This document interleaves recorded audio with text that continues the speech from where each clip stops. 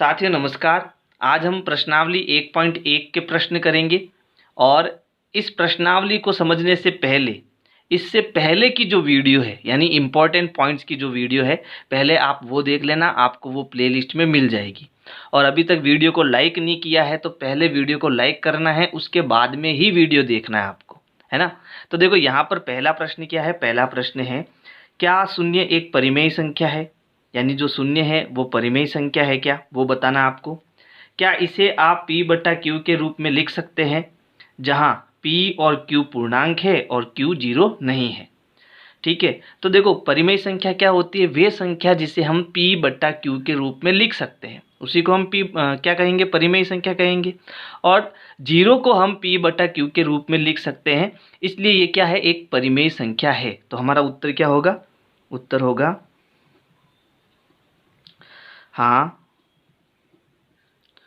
Zero एक परिमेय संख्या है।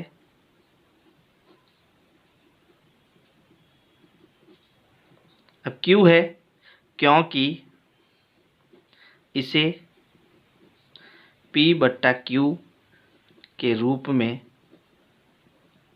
लिखा जा सकता है, लिखा जा सकता है जैसे, ठीक है, कैसे लिखेंगे, जैसे मुझे यहाँ जीरो लाना है तो अगर मैं जीरो में अगर एक का भाग दूं तो मेरा उत्तर क्या आएगा, जीरो ही आएगा। जीरो में अगर मैं दो का भाग दूं तो अभी मेरे पास जीरो ही आएगा। जीरो में मैं किसी भी संख्या का भाग दूं, n संख्या, मान लो n कुछ भी हो सकता है, लेकिन n क्या होगा, पूर्णांक होगा, है ना, पूर्णांक संख्या होगी। ठीक है, जहां n क्या है, n पूर्णांक है। ठीक है, तो किसी भी संख्या का भाग दूं तो मेरा उत्तर क्या आएगा, जीरो ही आएगा। अब मेन चीज़ क्या है, मेन चीज़ ये है कि मैं इसे p बटा क्यू के रूप में लिख सकता हूं, इसलिए ये मेरी क्या है, परिमेय संख्या है। बात समझ में आई। आप केवल इतना ही कर देना, ये सब लिखने की ज़रूरत नहीं है। ये केवल आपको समझाने के लिए है कि जीरो में किसी भी संख्या का भाग देंगे तो हमारा उत्तर क्या आएगा, जीरो ही आएगा। इसे हम p बटा क्यू के रूप में लिख सकते हैं। समझ आ गया। चलो अब अगला प्रश्न देखते हैं। अगला प्रश्न है, 3 और 4 के बीच में 6 परिमेय संख्या ज्ञात कीजिए। ठीक है, देखो जब भी आपको पूर्ण अंक दिया हो, जैसे यहाँ 3 है और यहाँ 4 है, बट्टे वाली संख्या हमको नहीं दी है, तो ऐसे प्रश्न आए और हमें जितनी परिमेय संख्या ज्ञात करने का पूछे उससे एक अंक ज़्यादा का हमें जो है इसके अंश और हर में गुणा करना है ना। जो मैंने बोला है उसको ठीक से समझना। हमें कितनी परिमेय संख्या ज्ञात करनी है, 6। तो 6 में एक जोड़ो, कितना हो गया, 7 हो गया। ठीक है, तो हमें क्या करना है, यहाँ जो संख्या दी है 3, उसे लिखना है 3 बटा 1, और ऊपर नीचे यानी अंश और हर में मुझे किसका गुणा करना है, 7 का गुणा करना है।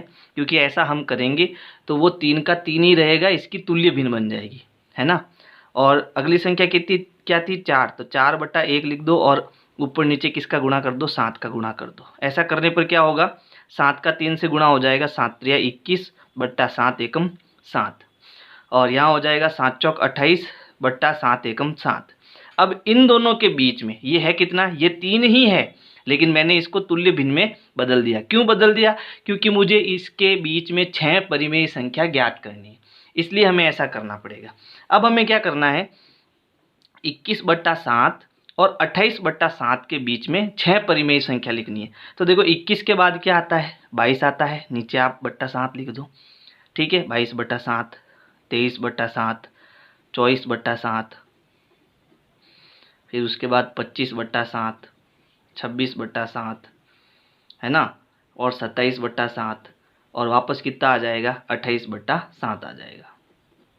ठीक है, तो 21 बट्टा 7 और 28 बट्टा 7, इनके बीच में मैंने कितनी परिमेय संख्या लिख दी, 1 2 3 4 5 6, 6 परिमेय संख्या लिख दी। ऐसा कब करना है, जब आपको पूर्ण संख्याएं दी हुई हो, है ना, यानी बट्टे वाली संख्या नहीं दी हुई हो, ऐसी पूर्ण संख्याएं दी हुई हो, तब आपको ऐसे काम करना है। समझ आया। अगर समझ नहीं आए तो वीडियो को जो है पीछे करके वापस आप देख सकते हो। अगला प्रश्न है, 3 बट्टा 5 और 4 बट्टा 5 के बीच 5 परिमेय संख्या ज्ञात कीजिए। ठीक है, यहाँ देखो अब ये पूर्ण संख्या नहीं है, ये बट्टे वाली संख्या है। ठीक है, तो ऐसा प्रश्न आए तो आपको क्या करना है, अंश और हर में ऐसी संख्या का गुणा करना है जिससे हमें क्या हो, इनके बीच में बहुत सारी संख्याएं मिल जाए। तो यहाँ देखो हर इनका समान है, तो एलसीएम तो इनका 5 हो गया। ठीक है, अब मुझे क्या करना है, 3/5 और 4/5 का ऊपर नीचे जो है मैं ऐसी संख्या से गुणा करूँगा कि मुझे इन दोनों के बीच में बहुत सारी संख्याएं मिल जाए। तो मैं अगर ऊपर नीचे 10 का गुणा करूँ, है ना, तो ऊपर मुझे कितना मिल गया, 30 मिल गया, है ना। 10 का गुणा 3 से करेंगे तो 30 मिल गया, और 5 का गुणा 10 से करेंगे तो कितना मिल गया, 50 मिल गया। यहाँ पर भी 10 का ऊपर नीचे गुणा करेंगे, है ना, तो अब क्या होगा, ये हो जाएगा 40, और 5 का 10 से गुणा कितना हो जाएगा, 50। तो देखो ऊपर कितना आया, 30, और यहाँ कितना आया, 40। तो इन दोनों के बीच में मुझे जो है 9 परिमेय संख्याएं मिल सकती है ना। लेकिन हमें कितनी चाहिए, हमें 5 ही चाहिए। तो चलो हम केवल 5 ही लिख देते हैं।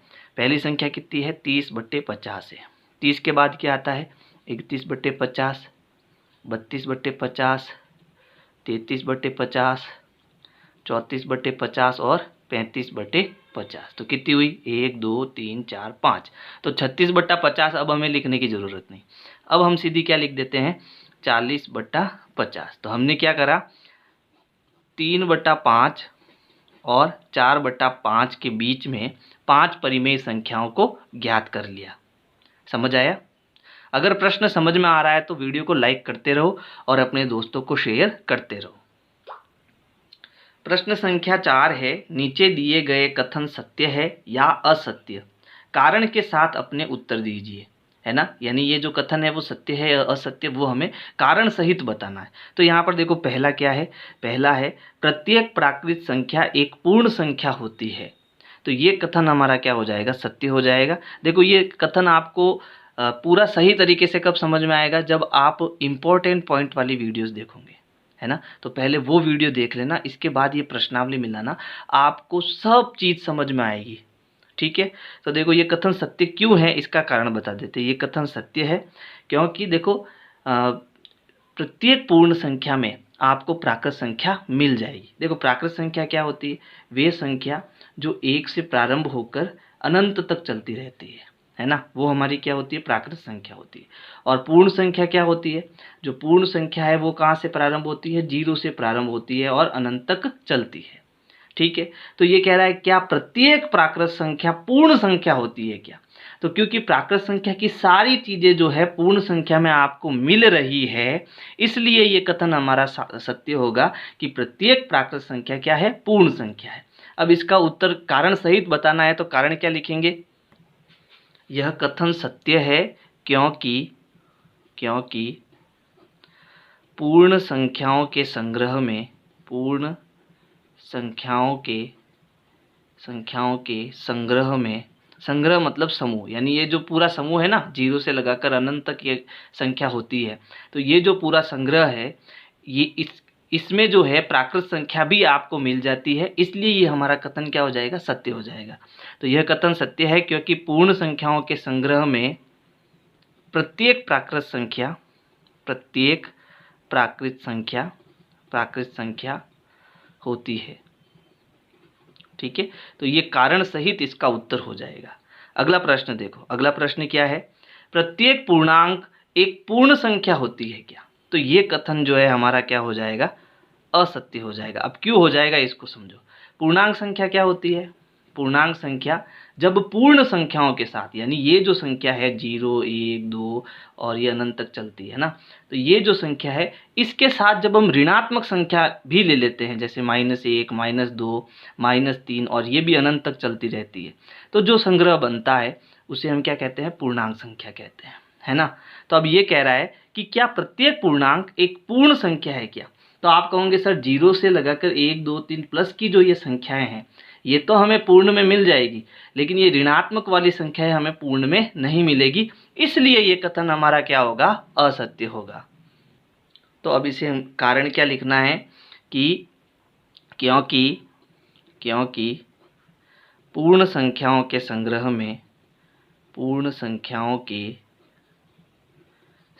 में ऋणात्मक संख्याएं नहीं होती है, ऋणात्मक संख्याएं नहीं होती है। और अगर ये हमें उल्टा पूछता, उल्टा कैसे, कि क्या प्रत्येक पूर्ण संख्या पूर्णांक संख्या होती है क्या, तो ये कथन हमारा सत्य हो जाता। क्यों? क्योंकि पूर्णांक संख्याओं के संग्रह में हमें प्रत्येक पूर्ण संख्या मिल जाती, इसलिए ये उल्टा अगर हमें पूछता तो ये कथन क्या हो जाता, सत्य हो जाता। समझ आई बात। तीसरा देखो, तीसरा कथन क्या है, प्रत्येक परिमेय संख्या एक पूर्ण संख्या होती है क्या, तो ये भी कथन हमारा क्या हो जाएगा, असत्य हो जाएगा। क्यों हो जाएगा, अब इसको समझो। परिमेय संख्या क्या होती है, परिमेय संख्या वे होती है जिसे हम p बटा q के रूप में लिख सकते हैं, जहाँ ये जो p और q है वो क्या है, पूर्णांक है ना। यानी ये प्लस के माइनस के जीरो कुछ भी हो सकते हैं, लेकिन q हमारा जीरो नहीं होना चाहिए, है ना। तो ये दोनों क्या है, पूर्णांक है।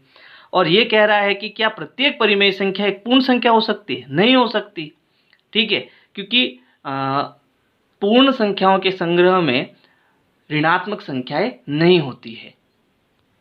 या हम ऐसा भी कह सकते हैं कि ये जो पूर्ण संख्या है वो परिमेय संख्या का एक भाग है ना, एक छोटा सा हिस्सा है। ठीक है, जबकि परिमेय संख्या एक बहुत बड़ा भाग है।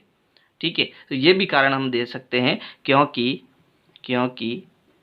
पूर्ण संख्याएं परिमेय संख्याओं का